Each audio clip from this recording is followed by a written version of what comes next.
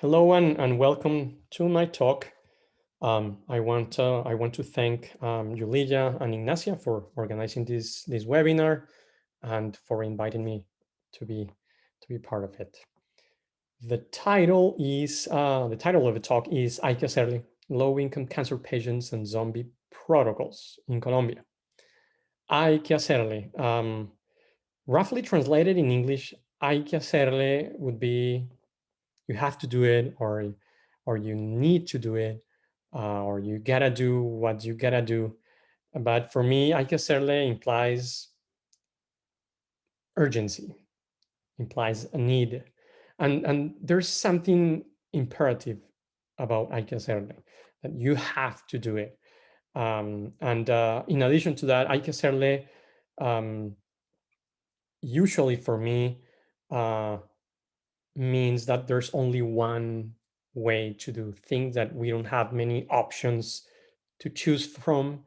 And probably most of the time, the only option available might not be the most comfortable for us. So what I'm trying to do, or what I will try to do in this talk, is to use hay que hacerle as an ethnographic concept that helps me bring together theory and the empirical, but also hay que hacerle as a method, as an ethnographic method that might eventually help me reflect more carefully about the paradoxes that characterize the Colombian healthcare system. And I will be talking about cancer care. And I want to start with a little bit of the background, of the context in the Colombian healthcare system, and what I did for my ethnographic research. I spent most of my time following patients and oncologists at public hospitals, although I did research at private hospitals as well. But let's say that the bulk of my time was in public hospitals. And what I came across while I was doing research was, basically a lot of patients, low-income patients, who were desperately struggling to access their treatments on time, their high-cost treatments or their high-cost chemotherapy regimes.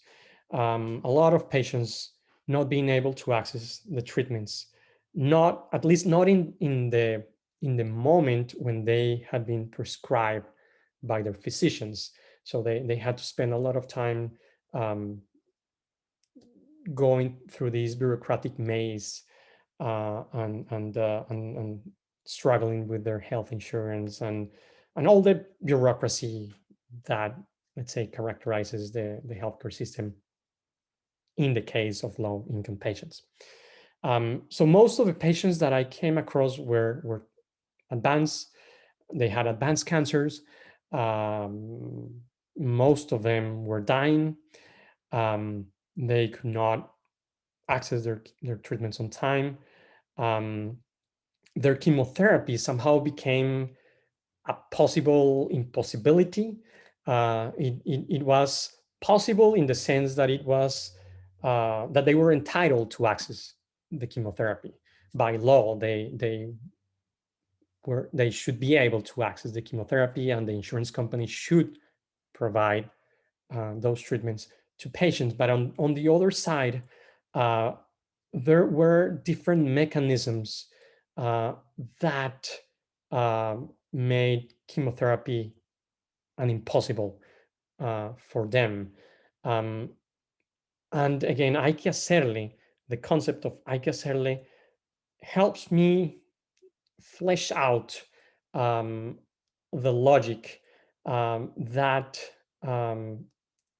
let's say, keep these patients running around trying to access treatments, and keeps doctors as well simultaneously prescribing treatments that they know might not be useful for these patients. As I said, physicians are aware of this fact. They acknowledge, at least privately to me, that most of the chemotherapy regimes that they were prescribing and eventually administering to these patients who were running late uh, won't be beneficial to them. So on the one hand, I witness all these patients, dying patients basically, being bombarded with chemotherapy.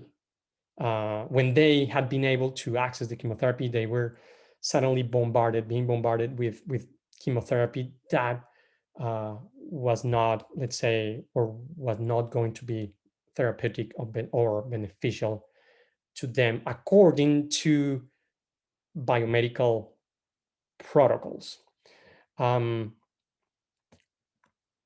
So in this case, or in these cases, physicians started to follow what I call zombie protocols, which are basically counter protocols.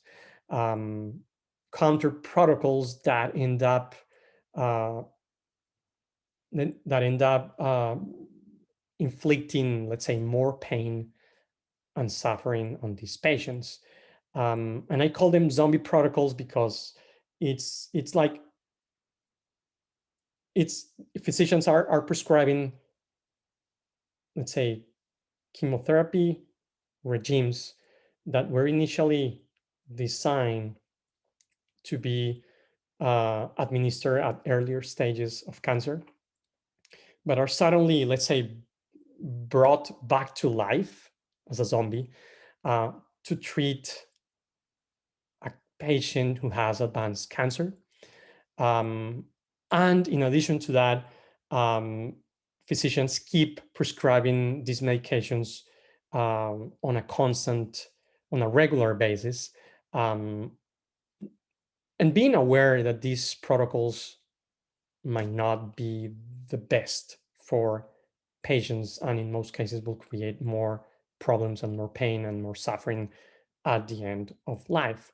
So that's what I call zombie protocols, counter protocols that are not following, let's say, the standard biomedical guidelines that let's say govern medical practices and that tell physicians when to provide aggressive chemo and when to stop, or when to change the dosage, or when to refer a patient to palliative care, for instance.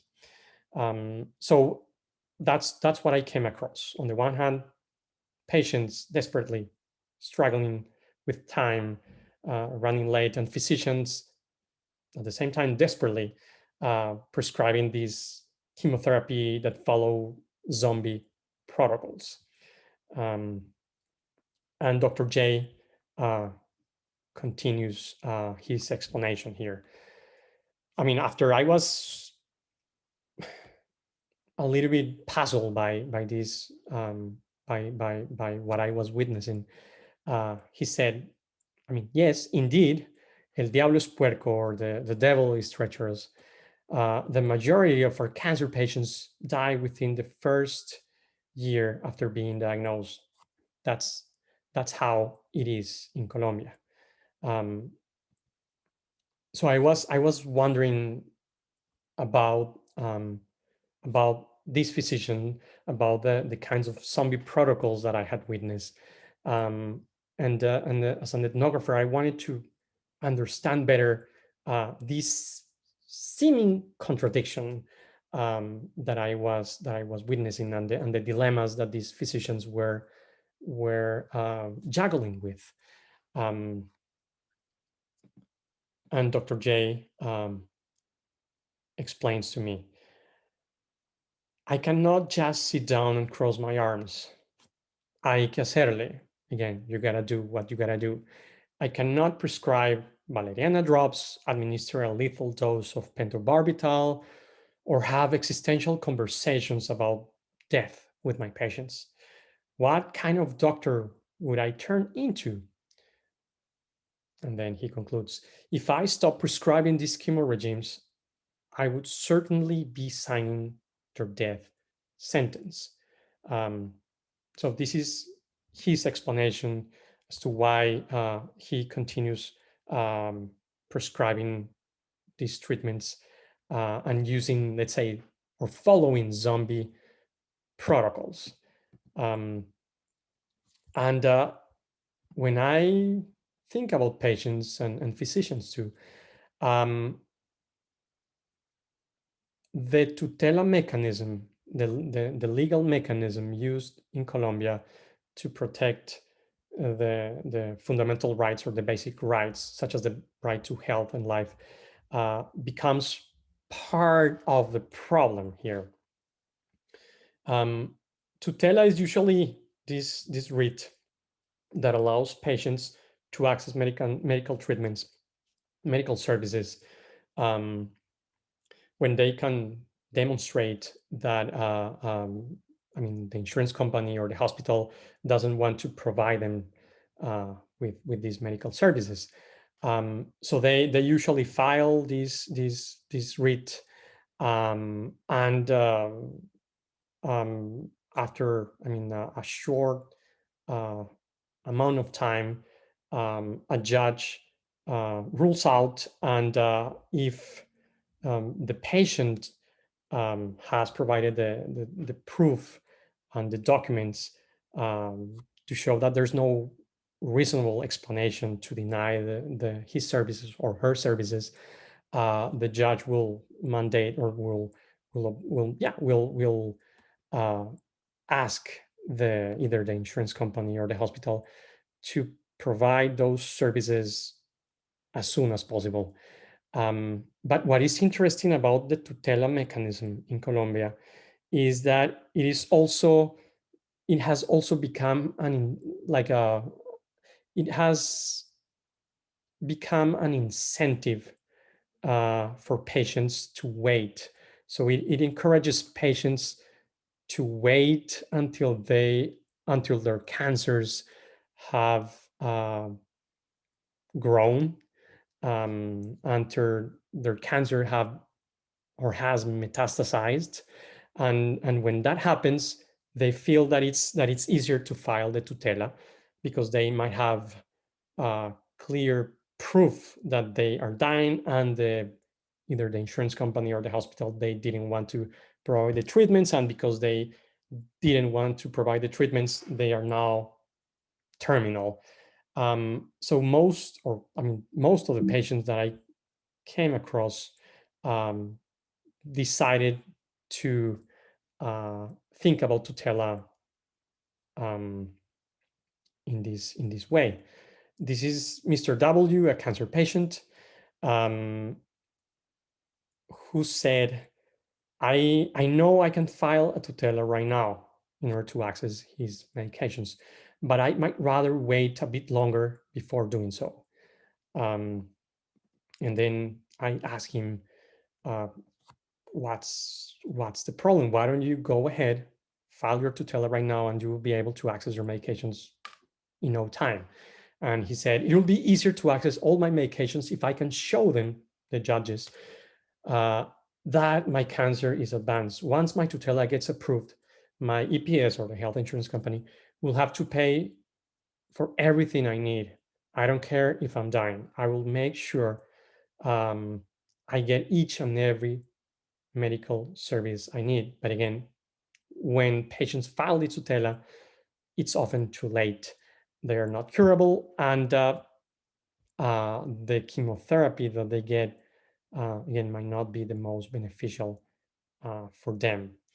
Um, so just to start wrapping up really quick, um, what I try to do here is to use this ethnographic concept of hay que hacerle, to reflect about inequality in healthcare, specifically in Colombia.